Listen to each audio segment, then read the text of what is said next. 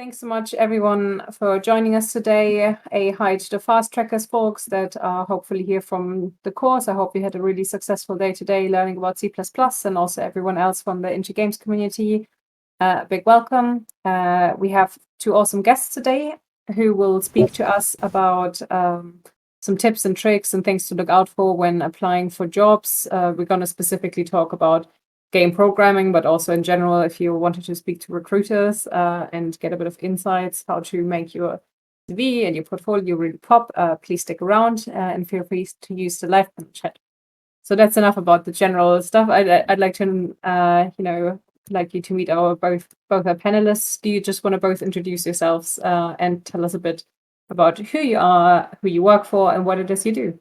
Yeah, sure. So I've got me and Shani sat here. My name's Joe, and Shani is my team member, and we work on the graduate and junior recruitment at Aardvark Swift. So Aardvark Swift are a specialist recruitment agency for the video games industry, helping studios find the best talent for their teams. As a company, Aardvark Swift have been placing people into studio roles for over 30 years now. So we have lots to offer. We know a lot of people in the industry, and it's mine and Shani's responsibility to fill those positions on the junior and graduate level. Yeah, I'm Shani, and I think Joe's pretty much covered it. So I do have a tendency to just take over the conversation. So That's fine. it is Shani does have a section later on to give some specific portfolio advice. So something to look forward to there. But I guess I'll get started then if that's the case. Yeah. With our sort of time that we've been in the industry as a company, it does mean that we're in touch with a lot of studios across the globe, but primarily in the UK, in Europe, and in North America. So we would handle all of the candidates' applications, the pipeline to the interviews, while giving insights as to what the studios are actually looking for as well. So given we can't always work with everyone, with our time being limited and studios often having minimum requirements and expectations from their applicants, but the info that we'll go through today should hopefully identify those requirements and better prepare people for their applications and interview processes. So hopefully if we can help along the way, we'll be more than happy to do so. So I guess a good place to start would be the common mistakes that grads and juniors make when preparing themselves for their first industry position. So one of the first things, and this is specifically sort of aimed towards recent graduates, but only including university work in their portfolio. So I'd probably say 8 out of 10 candidates that I come across already do have an online portfolio, but only 2 or 3 of those candidates will have actually had projects on there from outside of university. And it's those candidates specifically that end up landing those interviews generally. So the most frustrating feedback a lot of graduates get, and I'm sure some of you may have come across this already, but is usually unfortunately we're looking for someone with a little more experience rejection, just the generic rejection that I'm sure some people may have seen already. And it's a bit of a catch-22 because you need the job to get the experience, but then you need the experience to get the job. So like, which one do you do first, right? But I guess the thing we have to consider is this: experience can include things like personal side projects, whether that be solo or part of a team, game jams, competitions, search for a star, or Into Games 50 is a great example of this. Something to do outside of university to showcase projects that you've worked on and just have a little bit of an achievement to showcase, really, and some stuff that you've done on your own initiative. Always creates a really good first impression. Also freelance or voluntary work for small companies or just individuals needing assistance. Even if it's just reworking university projects in your spare time and just applying your new acquired skills to your most recent projects. So even after graduating, I guess you need to keep updated portfolio with new work, and nobody wants to review a portfolio from a hiring manager's perspective and have the last piece of work posted 2 years ago. I guess this looks like you may have given up, which is hopefully not the case, which kind of brings me on to my second point of giving up if you're not getting a job straight out of university. It's sad to say, but I do see it from time to time. But bearing in mind, I do have candidates that we've placed into roles even 2 or 3 years after graduating from their university degree into their first industry position. So sometimes it just takes a little longer to build up your accomplishments on paper, but that's okay. Although a games-related degree is commonly a requirement for most game studios, you're not discounted by not having a games degree. I think a solid portfolio can be enough to land you an interview with a lot of game studios. And then from there, obviously researching the company and starting to prepare yourself for interview, you still have just as good of a chance. I guess the benefit of a university degree is maybe being able to make the most out of the resources that a uni can provide you, whether that be software or access to events and things, but definitely doesn't discount you if you don't have a degree specifically. It can just help put you in the right room, I guess, is what I would say to that. So definitely get yourself in touch with some recruiters, build your connections on LinkedIn, and keep finding creative ways to build on your experience, and it will pay off. And I guess, sorry, yeah, go on, Susie. What are you saying? Yeah, I was just going to say those are some really excellent points. I quite like that you also said that when it comes to external projects, that this can also include, game jams. It doesn't have to just have been a job. It can be anything else outside of university. It just shows. Yeah, absolutely. thing. It definitely helps sort of set you aside from everybody else that's graduating from that same degree. So if you've taken your own initiative, you've worked on projects, even just being able to showcase you're able to work as part of a team on other projects and communicate your ideas, I think it's really good. I mean, the hardest part is just explaining what your role was if you're in a group activity, but your portfolio should hopefully take care of that to sort of outline the kind of things that you focused on and the things that you was doing during that time, which again we'll come on to shortly. But I guess the third thing to mention off the back of that is networking. So networking doesn't have to be a big scary event, handing out your business cards, although fair play if that's you and that's something that you're happy with doing. But to be honest, LinkedIn used in the right ways can be just as good. So a couple of do's and don'ts for LinkedIn. I would say don't spam everyone comments and inboxes with a request to review your portfolio or a message like, "Hi, I'm a games programming graduate. Have you got any jobs?" Although it's sort of innocent and it's something that you're not necessarily being rude in any way. The amount of messages like this that go out to everyone is to a point where you'd be lucky to get a response. It just at this point it seems like it's almost like a copy and pasted message that might go out to everyone. So there's definitely better ways you can use LinkedIn. And you should always be thinking about reciprocity, I think you pronounce that. People will be much more likely to help you out if you're offering some exchange of value. And you might be thinking, well, I don't have anything to offer them yet. But even a compliment or a question about a piece of work that they've worked on can give them a boost in confidence and give them the chance to actually sort of talk about their project in a bit more detail. And this is offering value. So you can introduce yourself from there. You can speak about the plans to land your first role, and if from there, if they can help and they want to help, then the chances are that then they're going to be more likely to help you from there. So another thing to touch on LinkedIn is, how do you find the right people?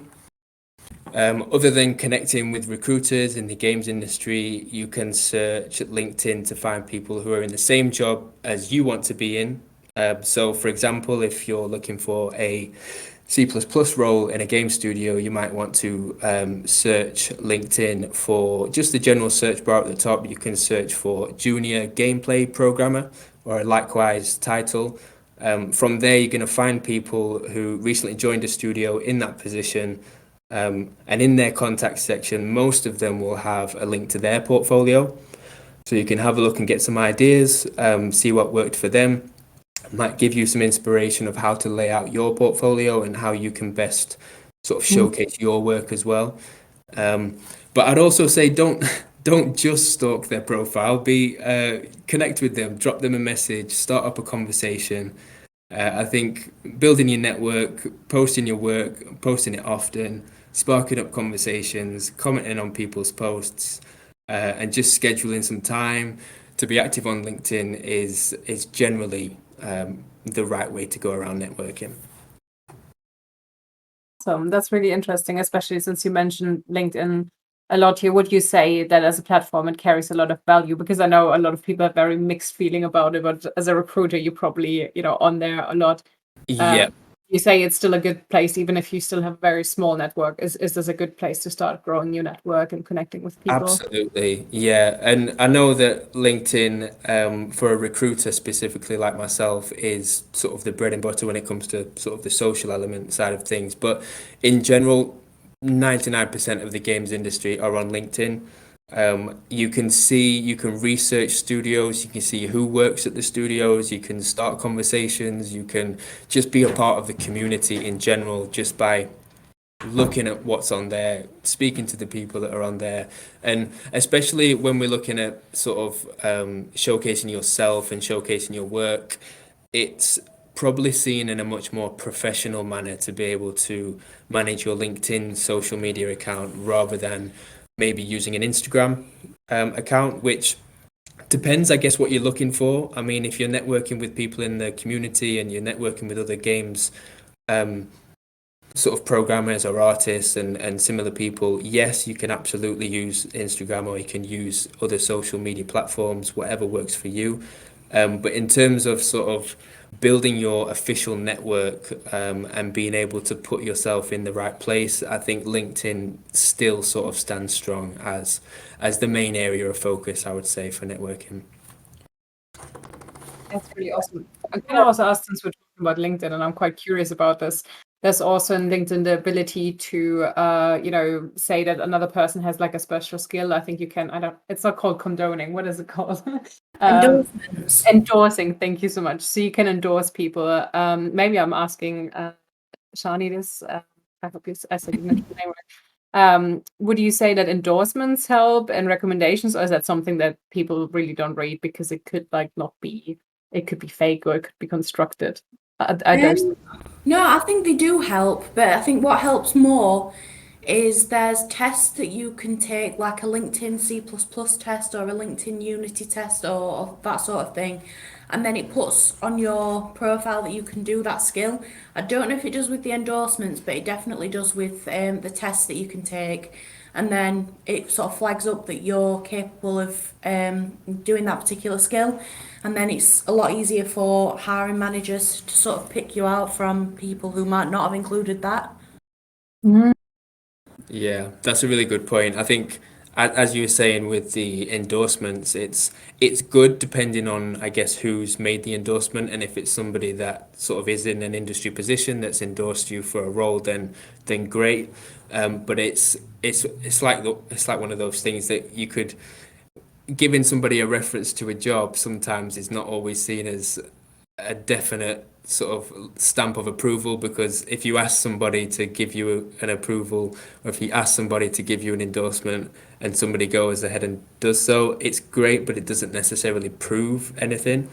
However, as Shani was saying, the actual courses that you can take, which are official courses, which are stuff you will earn badges from, and you can officially say that I have passed this course and certified by LinkedIn, I am a capable C++ programmer, then for sure you should definitely include things like that on your profile. Awesome. That's really useful knowledge and good to know. We have a question here from Ridian, one of our fast trackers. I've only seen a small handful of entry-level roles in programming or design over the past 3 months. You said you specialize in recruiting and entry-level applicants. Have you noticed a particular dip in the amount of entry-level roles in recent months, or is it Yes. standard for the games industry? 100%, yeah. So usually the way that me and Shani work is there's two different ways that we normally recruit for positions, especially if we're speaking to candidates first.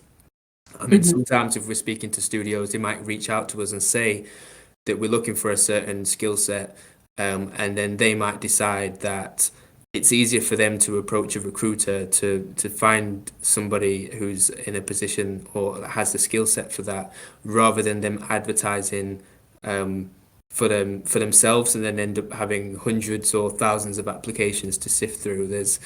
There's never many junior or entry level roles advertised, and I think it's just because of the sheer amount of sort of time and effort it takes to really go through them. And if anybody's ever applied to anything similar to that, you'll probably not be surprised that not everybody gets a response half of the time.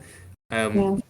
and I think that that's not necessarily to say that your application wasn't good enough. I just think that if there's that many applicants to so little roles, then just naturally there's going to be less of a chance to actually have a successful application due to that. And the way that we normally find it, like I say, if we're working with candidates, if we do have a role that we know is suitable, then obviously we'll submit officially an application to that studio. But because we have contacts with studios across the UK and Europe and the rest of the world, we're working with these studios on a weekly basis.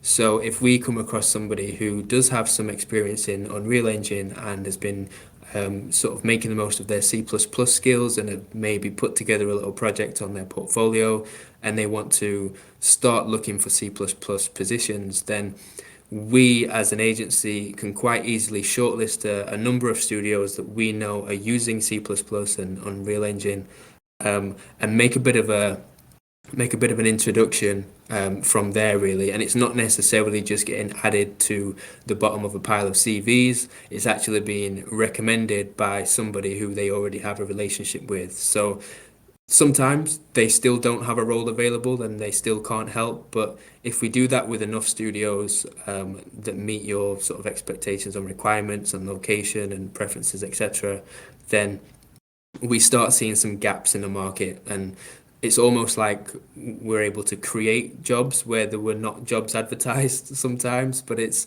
just about having the conversations, having the knowledge of which studios work on which style of projects and which portfolios might be a good fit for that, and then almost like selling the idea of you, the candidate, to come and work in this studio, and that's probably more so successful than we get more success from that than we do from the general advertised roles, surely because there's just not that many advertised.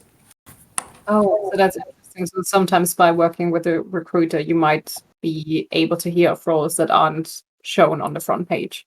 Yeah, Or exactly. And there's nothing saying that people can't do that for themselves. I mean, what I was speaking about on LinkedIn just a few moments ago is something you'd definitely be able to take into your own hands to do that yourself. And LinkedIn, like I say, most of the industry is on LinkedIn, so there are ways that you can do this yourself. But in terms of working on your portfolio as well as trying to manage all of your applications and trying to do everything yourself, sometimes you might spread yourself a little thin. So for sure, schedule some time to work on your own LinkedIn and do your own networking, but it can almost be like a bit of a superpower sometimes by getting in touch with a recruiter, because they're then able to work on your behalf on bulk and sort of get your name in front of a lot more studios than you might have been able to do yourself. what's the best way to reach out to an recruiter such as yourself? Do you have like a service on the site you sign up to? Do you just connect on LinkedIn? What's the best way to go Yeah. about? So there's a couple of ways really.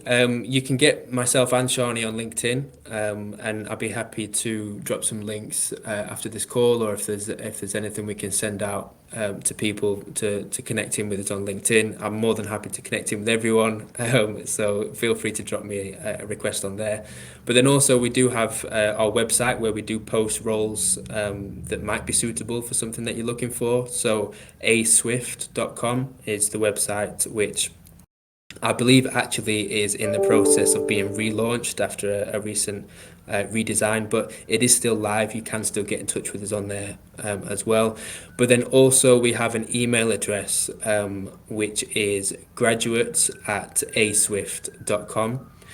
And that's where, if you've got a CV that you're pretty happy with, or if you've got a portfolio that you've been putting together, you can send it over to us on there, and either myself or Shani will be able to, in time, go through those and sort of pick some pieces out of that we think are interested and potentially match to some opportunities for you. So even if you just want to get your details on our database so that we can keep you posted with some opportunities, then yeah, we'd be happy to do so.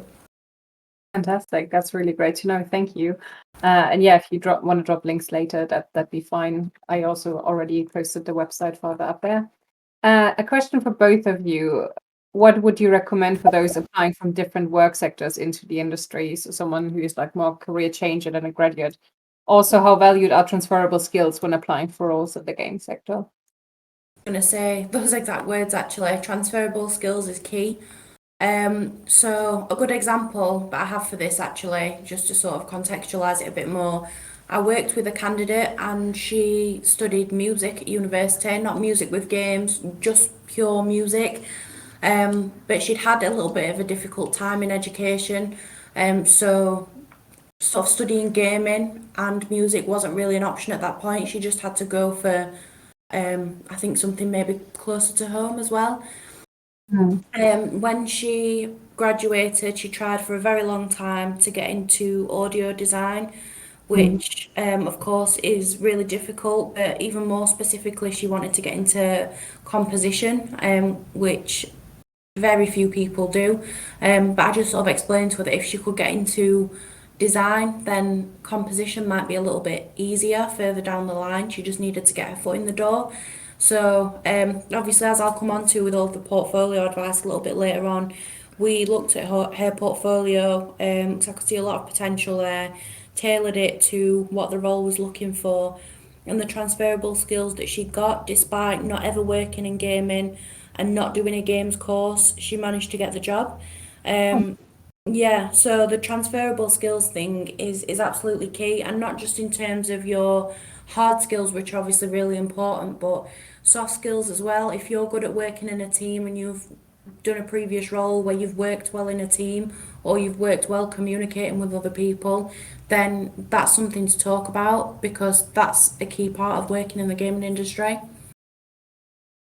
Wonderful. These are some really great tips, and it's also good to hear that that's valued, and it's all just a matter of finding ways to communicate that well, and Yeah. not forgetting about skills you already have.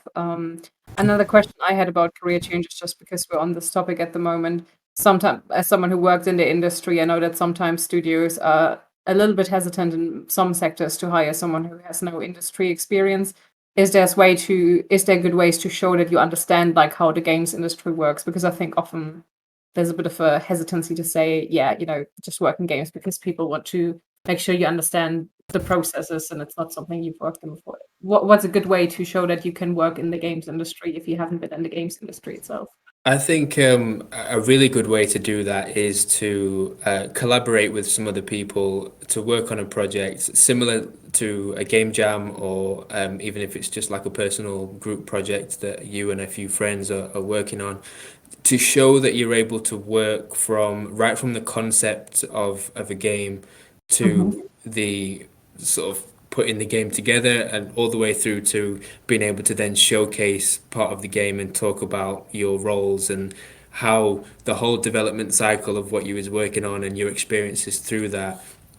I think that's probably the best way to sort of show that you have an understanding, because you've worked on something from the start, you've helped create the ideas, you've then communicated with the team and shared ideas, and then seen what hasn't worked and what you've had to change to sort of move on to keep building on the game and things like that. So collaborating with people and showing that you've been able to do so, and show what your responsibilities were on there, would probably be the best way to do that.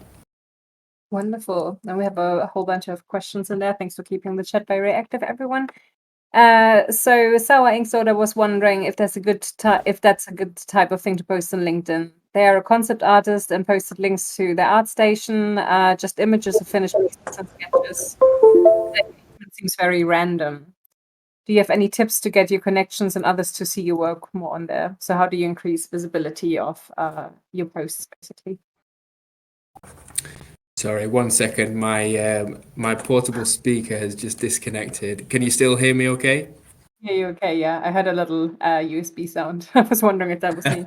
Brilliant.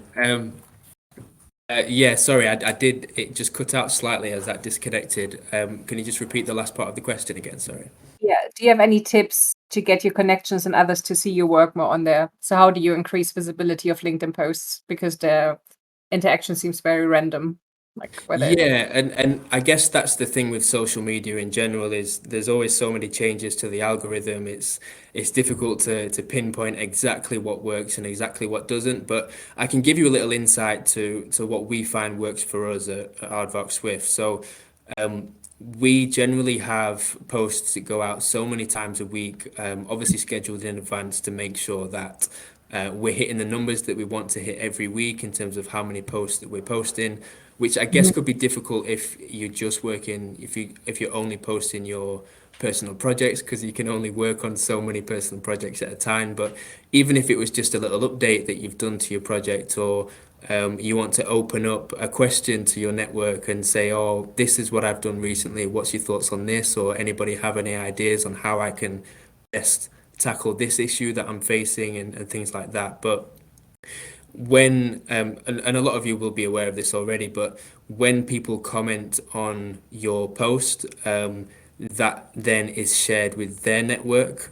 So their network will get in their news feed a notification to say that so and so commented on this post, and then that post will pop up on their timeline. So I'd really encourage you to just be active on the comment section of other posts and encourage questions in your posts for other people to comment and answer on your posts as well. And that should spread your reach across not just your network, but their network as well. Hashtags. Oh yeah, of course, hashtags as well.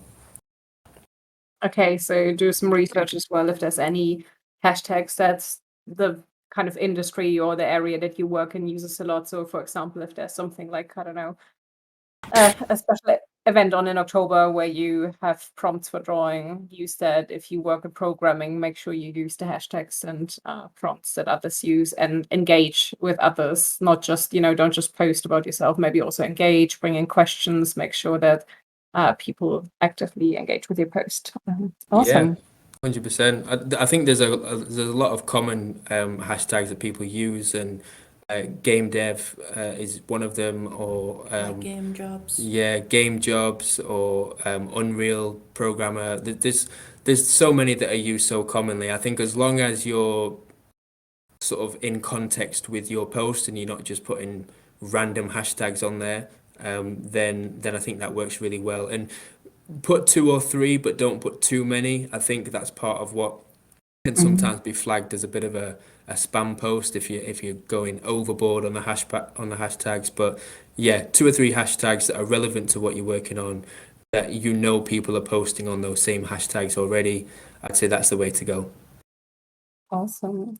The next thing in the chat is not so much a question, it's more a comment that someone used actually to work with Aardvark Swift and used you recently for job hunt, and they were very amazed by the great service and collaboration. So that's a nice thing to hear.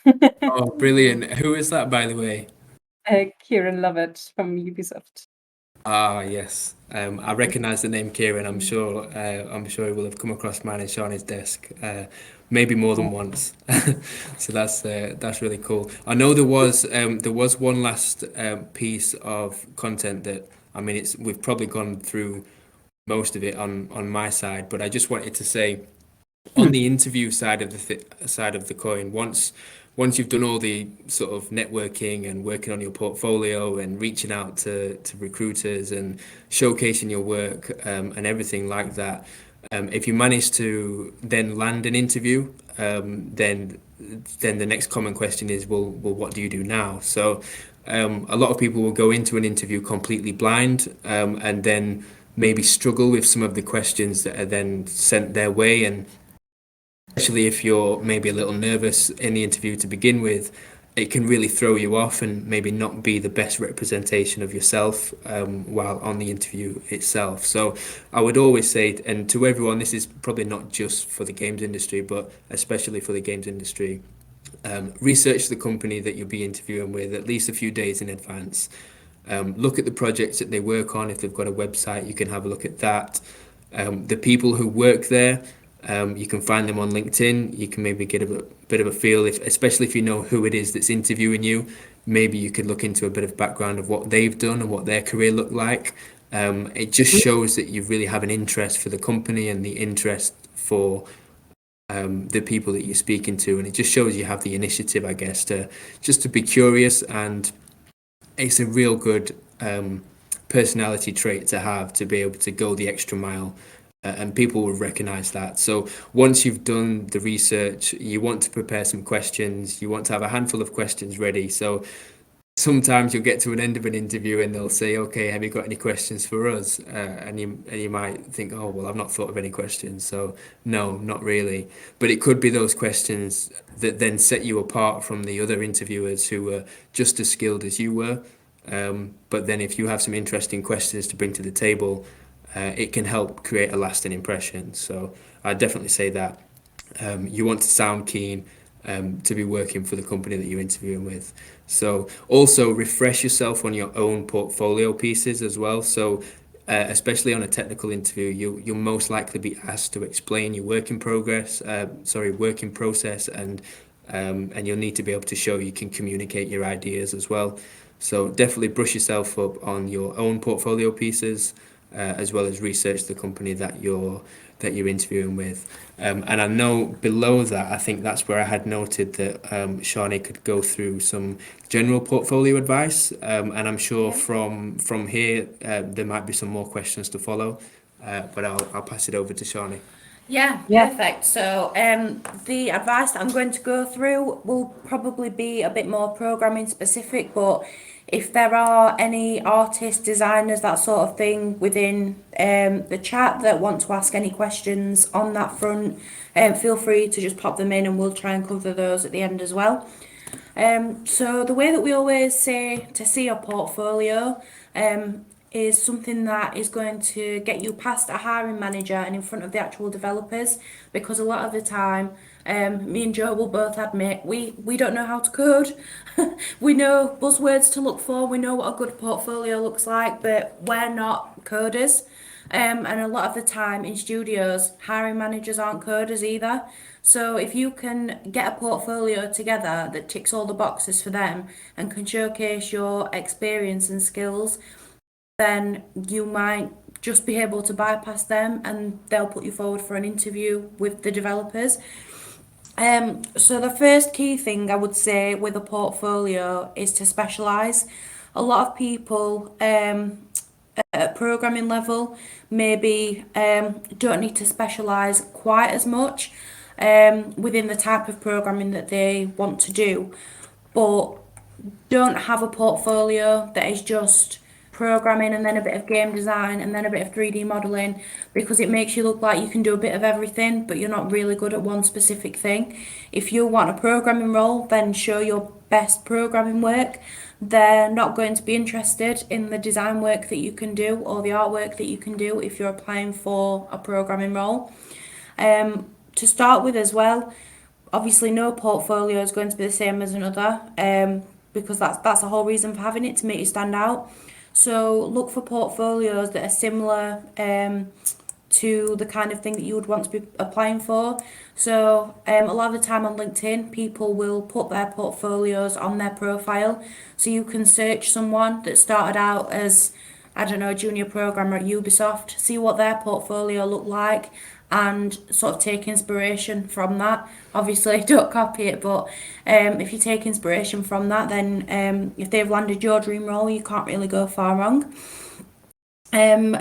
Always put your contact details on your portfolio as well, because if you're sharing it on places like LinkedIn, obviously LinkedIn is a contact tool within itself, But if you've got a phone number and direct email on there, then that will just allow people to get in touch with you directly. In terms of portfolios as well, we always say to focus on 3 key areas, which is presentation, content, and the platform that you're using to showcase your work.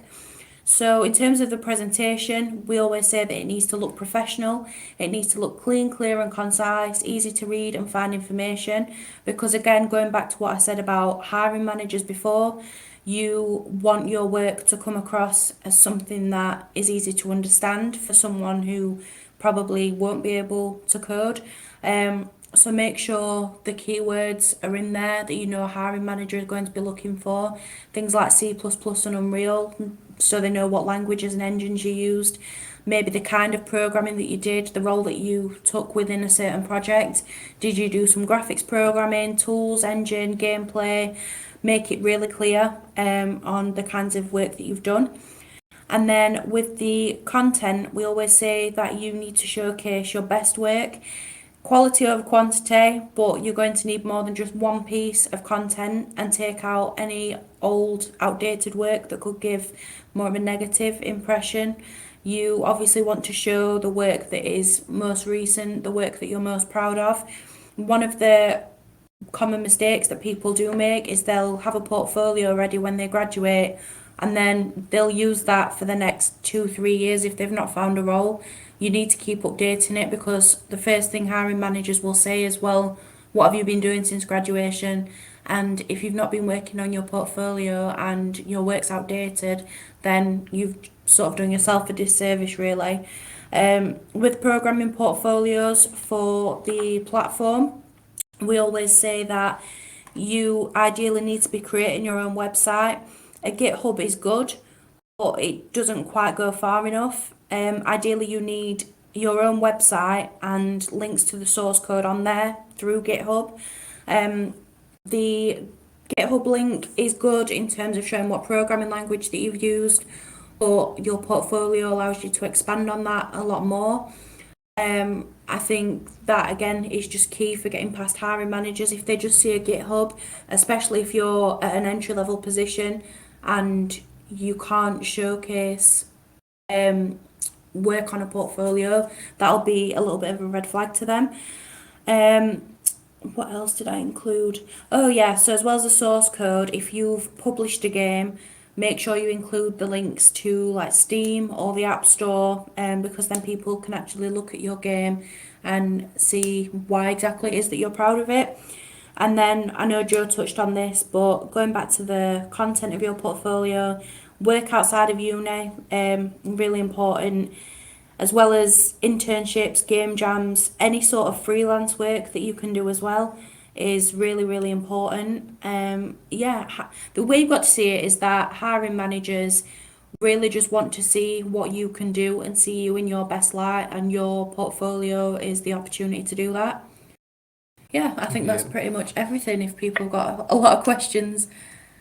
Fantastic. These are some really, really awesome tips, and I think it also gives people a very clear idea of how to structure both their CVs and their portfolio. So thank you so much for going through those and giving such awesome advice. What I can do Also- as well, Susie, I've got a couple of links to some programming portfolios that have worked really well from people that we've worked with in the past, and they may or may not be at the same level as some of people in the call today. I mean, so I think one of them is actually more of a mid-level programmer that's been working in the industry for a little longer than most, but the same principles apply. So if I can, I'm just going to see if I can paste this in the chat here. There's a couple of links to portfolios, but a very similar style in the way that they've laid things out. So if people want to jump in the chat there to have a quick look at some of these sites, they'll be able to see what we were saying about it being very clean, concise, and very easy to find the information that people are looking for, and then also having a section to show what their responsibilities were within the project, and then just to keep things nice and sort of easy on the eye. There's a little GIF in terms of the little gameplay footage that shouldn't take too long to load.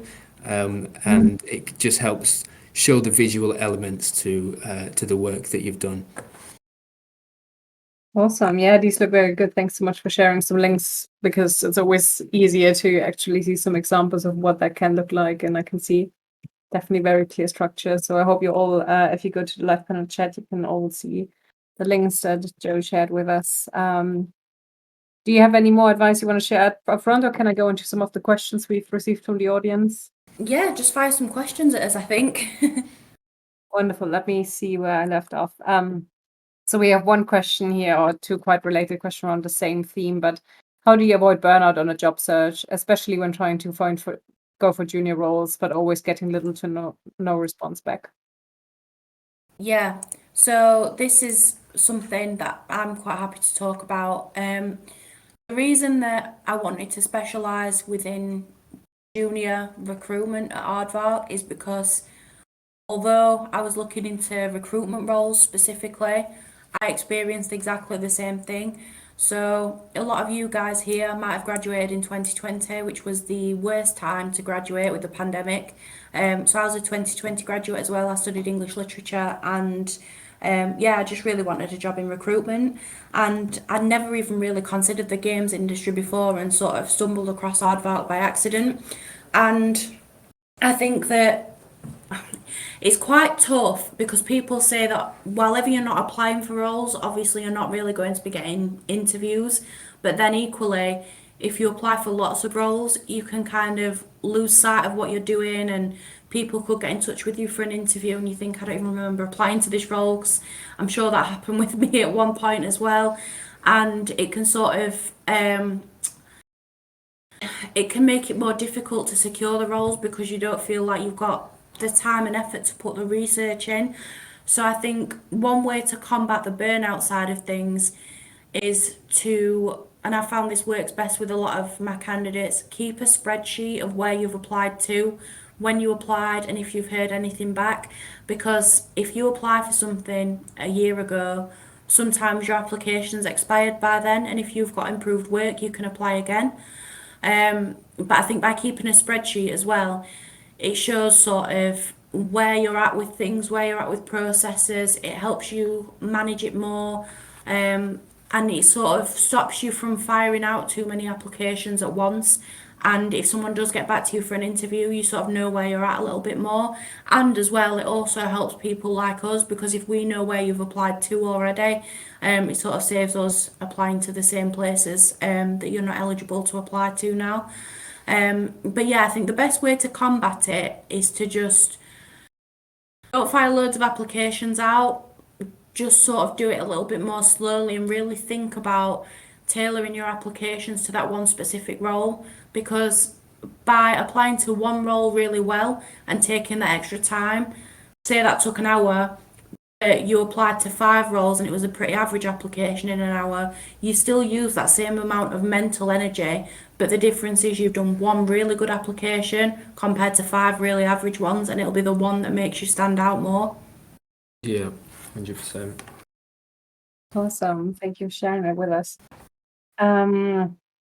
Someone asked about 3D art jobs. When looking for 3D art jobs, I've heard that for the portfolio, there should be only 3 to 5 really good work samples. But I've also heard that you should showcase your older work to show recruiters how your skill have improved. What do you recommend in terms of how many work samples to show? And should you include a variety of different art styles, or should you stick to one art style? Well, I think for if on the artist side of things, if you're looking at showcasing in your work, then definitely quality over quantity. I mean, if you've got one project on there, then maybe you want to stick a couple of extra projects on there as well. But I think it could be quite easy when a hiring manager is looking through a bunch of applications and say they've got 50 or 60 different applications to go through, and the first thing they're doing is clicking your ArtStation or your portfolio link to get a quick visual on what your work looks like. It's much easier for them to find something that they don't like, which might have been something you worked on 2 years ago, to then discount your application and move on to the next one to see something from there. So it's much easier for them to find something that they don't like than it is to review all of your work in one sort of glance and get an overall picture of the kind of level that you're at. So for sure, quality over quantity. Try and have at least sort of 3 projects on there.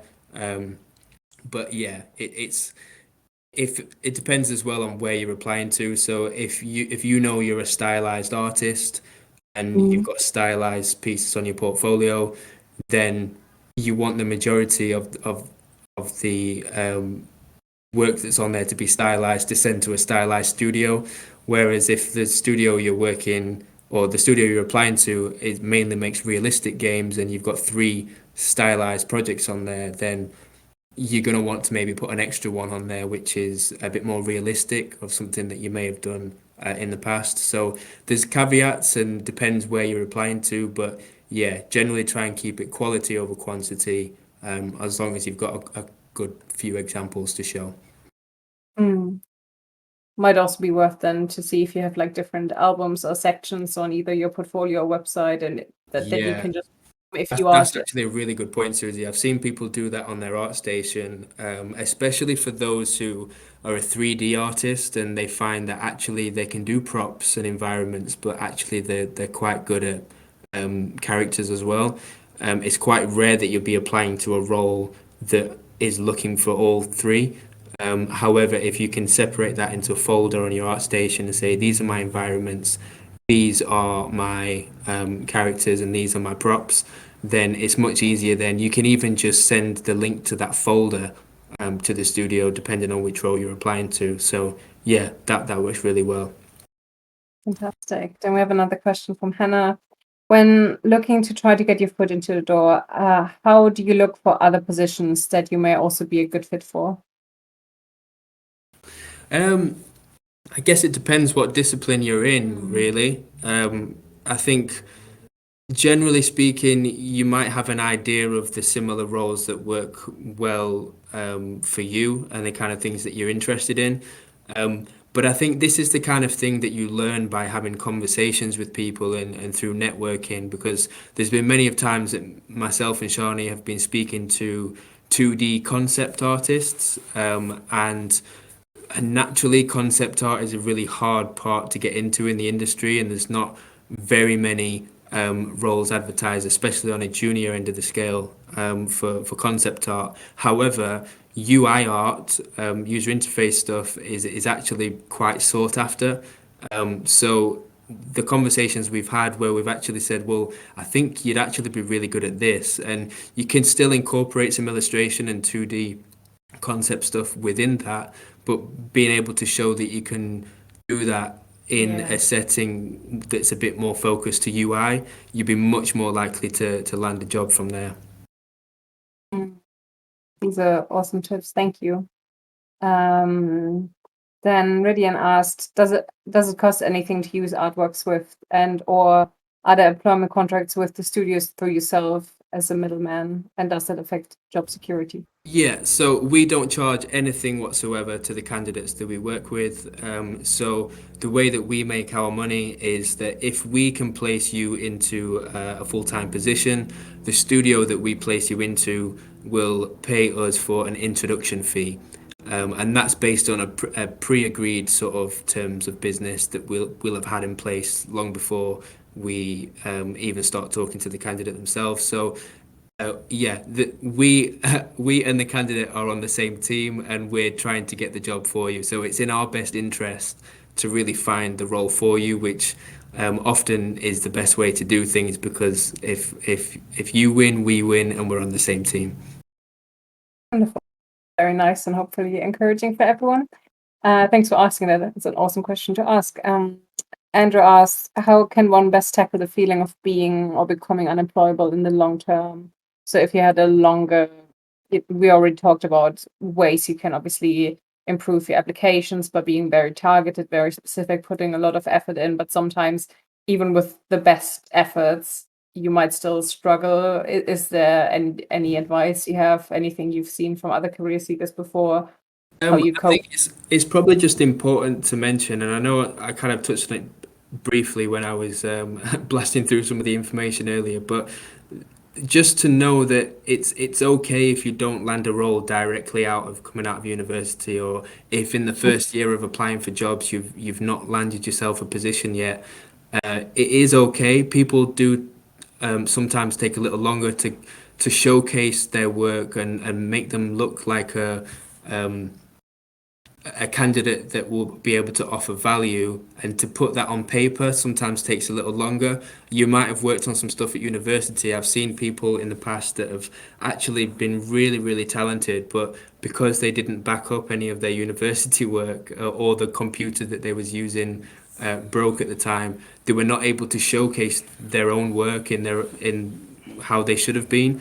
And they had to then rebuild their portfolio from just their personal projects before being able to find a position in the industry. And obviously, that's going to take another 6 months or another year to even just put the projects together to do so. So just don't give up. If you have a passion for this kind of work and it's an area that you're looking to get into, for sure be patient. And I know it's difficult to be patient when everything seems to be moving so quickly and other people around you are finding positions, but there's a different time for a different person. And if you just work on your own project and you're doing all the right things in terms of networking, in terms of producing some portfolio work, getting it in front of people, and researching the studios that you want to work for. It's just just get your momentum, and just don't stop. That's what I would say. Awesome. Okay, thank you. We have another question here from someone from the art department, artist represent today. Are there often full remote jobs for entry-level 3D artists? And if so, are they open to hire from anywhere, even if the studio pays taxes for both countries? I would say that we see more remote roles for programmers. On the art side, we can see them sometimes. I would say it's a lot more rare.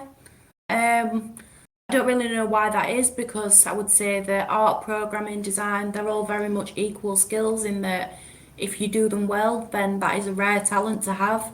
So I'm not quite sure why we see more remote roles for programming. They exist. I would say that usually at entry level, they want you in studio to be able to nurture you a little bit more and help you grow. So I guess that's something I don't know if we really touched on too much, but if you're able to relocate, then that will open things up for you massively as well. If not, and remote is your only option, there will be options out there, but I think it's a little bit more slim. Yeah, I think you really have to. It's difficult for some people because a lot of people, not everybody can relocate, not everybody can pick up their life and just move to another city. But at this early on in your career, if you can put things in place to be as flexible as you can be, it's much easier to do so now than it would be 5, 6 years down the line if you've settled down and you have a family and you've got responsibilities, from there. So I'd definitely make yourself as flexible as you can be, as early as you can be. But even if you can't, there are options. It's just, it might take a little longer to find the studios that can meet your requirements. Okay, awesome. I just Thank wanted you. to touch on one thing as well. I noticed, I've just opened the chat here, and I think it might be Ridian, I believe. It's just had a bit of a follow-on question from the sort of terms of working with Aardvark Swift. I think what Ridian's referring to, is mainly temporary recruitment. So on a temporary recruitment, sort of setup, the candidate themselves will either be working for the recruitment company, or working for the agency specifically, and then the agency is sort of subcontracting to the company themselves. So then when it comes to the end of that, the company doesn't necessarily have any commitments or anything to sort of protect you from being laid off from a job. But in terms of the type of recruitment that Aardvark Swift focus on, it's primarily permanent recruitment. So if we was to find you a position in a studio, they would be employing you as a full-time, sort of employee, which binds you to a contract that will protect you from there. Awesome. Yeah, thanks for spotting and asking that follow-up question. Then the other three kind of still open questions are basically just people from other areas asking about how to best structure a portfolio. And I'm aware of time. We're like coming to the end of the session. So do you have like a 1-minute tip how to structure a music portfolio, a marketing portfolio, and a QA tester portfolio?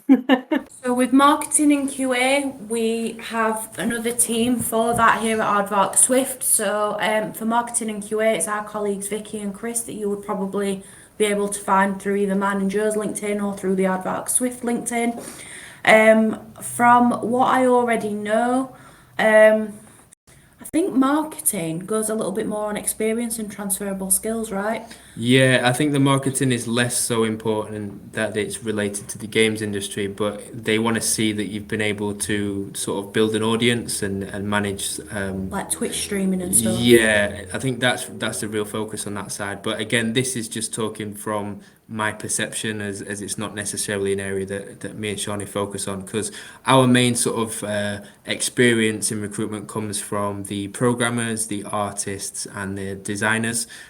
Some of the audio stuff falls into the design category, so we have a little bit of experience with that as well. Um, but yeah, I would say if you're unsure of the best way to structure a portfolio, using the LinkedIn advice that we mentioned about finding somebody that's in the position that you want to be in on LinkedIn, chances are they have had some kind of website or portfolio on theirs. And if you don't find one, just move on to the next one. There will be somebody that has an example of what's worked for them. Just to touch on that as well, with the QA one, I know that a lot of people that are eventually looking for a design role, you don't have to want a design role to go into QA. You could just want to do QA and that's fine.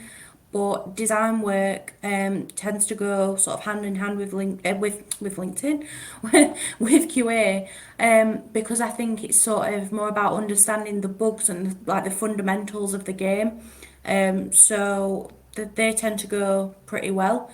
I think with QA as well, again, this would be something that I'm sure Vicky would be happy to have a chat with people about. But if you can sort of showcase where any projects at university or any group projects that you've decided to get involved in outside of university, if you've managed to provide some sort of constructive criticism for that project, or you've been able to identify a bug, then that would go a long way on an application, I feel, because that's essentially what QA is. So I think really just demonstrating how you would be an asset in that field and in that particular studio. Yeah, but I think any sort of design stuff would be a good place to even just start looking at portfolios, really. Yeah. Wonderful. These are fantastic. So we only have 3 minutes left. I do have one list on our questions that we have prepared in advance, and I just thought I'd bring it up because we did talk a bit about remote work earlier and how for some people it might be difficult to relocate. So in the course and in general in our community, we also sometimes have people who are either neurodivergent or disabled or have other circumstances that might mean they might not be able to relocate or need other adjustments in their job. If you have something like that, like, if adjustments would help you get a job and you think you're great for it, but you might need some help, is that something you recommend disclosing ahead of an interview? Like, do I bring it up with my recruiter? Do I bring it up in my application? Or do I just keep quiet and hope I get the job and ask about it then? I think that from a recruiter's perspective, being as open and as honest as you can from the get-go is the best way to approach everything. I think if a candidate speaks to me and is open to say, look, I've moved to I don't know, I've moved to Brighton and I have family here and I don't want to move anywhere else and I'm a little far to commute to the places that I've looked at and I just really want to stay in Brighton, then as a recruiter, that's something that I can use to then shortlist a bunch of studios that I know offer remote work, and we can target your search specifically to your needs. And from a recruitment perspective, that's my opinion and something that I think is the best way to approach. If you're actually applying to studios, I'd like to say the same, that open and honest is always the best way to go. And I know there's some studios that Some studios are not looking for people to work remotely, so you'd be wasting your time and wasting their time if you was to try and push through the application process without disclosing that. So yeah, it's something you won't be wasting your time. You can put your time into your next application with a studio that might actually be open to offer that from there. But if you can be flexible to at least go on site for the first 6 to 12 months, maybe that's something that you can negotiate as part of your interview if it comes to that. But yeah, I would say always try and be as open as you can. Just to touch on that as well, I've had people that have had dyslexia and dyspraxia, and if they are doing a test for a studio, if the test can't be altered or changed in any way, or they can't accommodate the time, they will often just take it into consideration when marking a test, especially if it's us that's disclosed that to them, because they know that we've had a chat with the candidate before about it. And then I think one thing that I would add is that if you are someone who is neurodivergent, you're someone that has dyslexia, dyspraxia, something along those lines, look for studios that will accommodate that, and they shout about the good work that they've done that is very inclusive. Look for studios that align with your personal values, because that way then you're a lot more likely to get employed, because you'll be working with people that have a very similar mindset to yourself. I think if you were to find a studio and you thought, well, this doesn't really align with my values, you'd just be unhappy. So I like to think that a lot of studios in the industry are that level of inclusive, but if you can find someone that specifically accommodates what you're looking for, then maybe that's a better way of going about things as well. Yeah. And again, LinkedIn is a great way to see that because, for example, there is a company called D3T that I constantly see posts from on LinkedIn where Yeah. you can see their work culture in the studio. You can see that they're having barbecues and they're promoting sort of a employee sort of satisfaction. And naturally, the gaming industry has been trying to push more so towards equality and making sure everybody gets the equal opportunities and is treated evenly as well within the studios. So a lot of the studios, I would like to say, are trying to shift towards this focus and try and make sure that they're being as accommodating as they can to those that do have specific needs. But just by researching on LinkedIn and just sort of looking at different game studios and looking at their posts, you can generally get a good idea of which studios might feel more comfortable for you. Wonderful. That's some really lovely tips.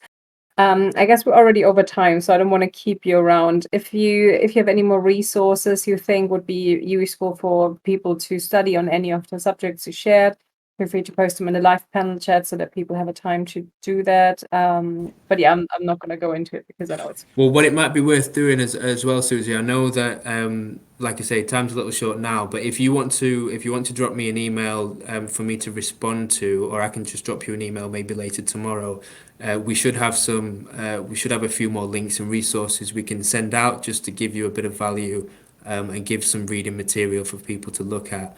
I know that we're in the process at the moment of updating our sort of general advice and stuff to have a section of the website to really sort of drive some of these points home a little bit. But I'm sure that there's some other stuff we could probably send over to you given a bit of time. So yeah, I guess in by the end of this week, you'll be able to sort of broadcast that to the rest of the guys if need be. fantastic. Wonderful. Thank you both so much. So for the fast trackers, I'll share that in your channel, and for everyone else from the Intergames community, we'll also make sure to either post it on socials or somewhere on the Discord here so you can also get the most out of this. And yeah, nothing much to remain other than say thank you so much, Joe and Shani, both for your time. It's been really awesome having you on here. You've given us some amazing tips, and I wish you all a lovely evening, and all of our listeners, thanks for participating and asking so many good questions. Awesome. Yeah, Yeah. you too. Thank you, guys. Thanks everyone. Great to have the chance to have a chat to you all. And as Susie was saying, get in touch. Feel free to get in touch and drop us an email or a connection on LinkedIn. Things can get a a little busy sometimes, but if you try and get in touch, we'll always come back to you as soon as we can. So looking forward to catching up with some of you from there. Thank you. Bye bye. Awesome. Thanks. Bye. Bye now. Bye bye.